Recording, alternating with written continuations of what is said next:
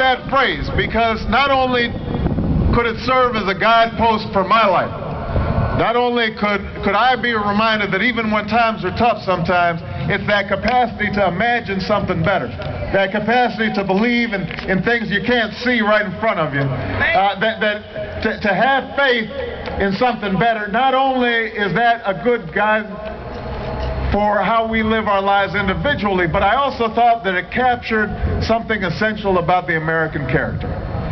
Because if you think about this country, we would have been nowhere without the audacity to hope. You think about 13 ragtag colonies that decide they can get together and defeat the greatest naval power on earth, and somehow they're going to form their own new form of government, never been done before, and that somehow they would spread west across an entire continent and create a nation that is unmatched in power and prosperity in the world's history. Nobody would have believed that when they first started it up. And then to think that founding charter, our Constitution, had within it the stain of original sin, of slavery. And yet people somehow believed that just because that was how we started didn't mean that was how we had to end. And so we could overcome that. And the abolitionists and Abraham Lincoln and the Civil War and the Civil Rights Movement on through today, struggling so that more and more people became part of the American political community.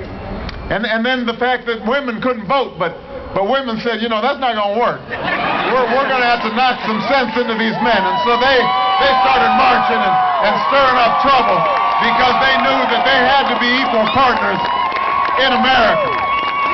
And then there were immigrants who came from distant shores not knowing what to expect. Coming here, most of us here, because our parents and our grandparents, our great-grandparents were willing to take that risk to hope that somehow when they crossed that ocean, that somehow something better was going to be there as long as they worked hard and they dreamed big dreams for their children. And then suddenly, you know, there were a lot of working folk who are working hard, and we believe in hard work and individual initiative, but we also noticed that sometimes the workers weren't getting their fair share.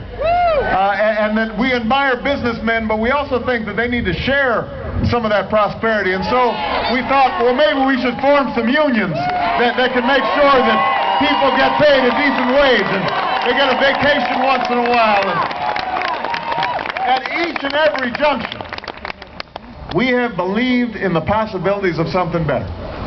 And let me say this, that quality is essential to